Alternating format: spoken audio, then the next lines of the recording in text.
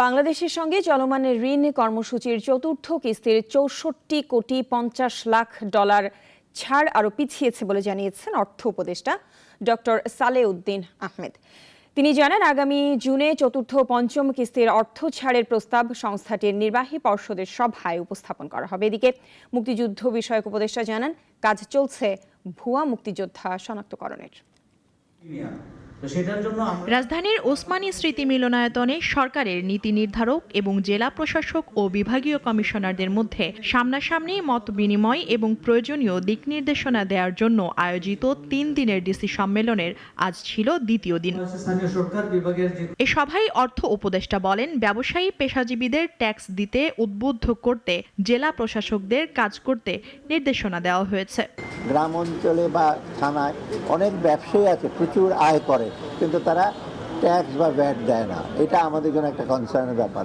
ওই ট্যাক্স নেটটা বাড়াবার জন্য ইনবিল চেয়ারম্যান ছিল, আমরা চেষ্টা করছি। IMF এর ঋণের চতুর্থ কিস্তি আরও পিছিয়েছে বলেও জানান অর্থ উপদেষ্টা।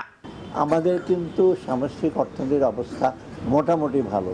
Current account balance positive, financial account positive, remittance ভালো, এবং আমরা এখন এমন না যে মরিয়া হয়ে উঠছে IMF, আমি ওয়ার্ল্ড ব্যাংক রোড না। এদিকে মুক্তিযুদ্ধ ও দুর্যোগ ব্যবস্থাপনা ও ত্রাণ উপদেষ্টা বলেন, ভুয়া মুক্তিযোদ্ধাদের আইনের আওতায় আনতে কাজ চলছে। ছাত্র জনতার গণ আন্দোলনে নিহতরা জুলাই শহীদ ও আহতরা জুলাই যোদ্ধা নামে স্বীকৃতি পাবেন। প্রত্যেকটা জেলায় জেলায় এই স্কুটনির মাধ্যমে আমরা ভুয়া মুক্তিযোদ্ধাদেরকে শনাক্ত করার চেষ্টা করব এবং সেই নিরিখে যাদেরকে আমরা শনাক্ত করতে পারবো তাদেরকে আইনের আওতায় নিয়ে আসবো। জুলাই অভ্যুত্থানে যারা শহীদ হয়েছেন তারা জুলাই শহীদ নামে খ্যাত হবেন এবং এই নিরিখে তারা সনদ পাবেন, পরিচয়পত্রও পাবেন তাদের পরিবারগুলো। সকাল 9টা থেকে শুরু হওয়া মত বিনিময় সভায় আজ শেষ করা হচ্ছে 25টি মন্ত্রণালয়ের সাথে বৈঠক। আগামীকালের সম্মেলনে আলোচনায় থাকবে আরও 25টি মন্ত্রণালয়। মুনিয়া জুথি, নাগরিক, ঢাকা।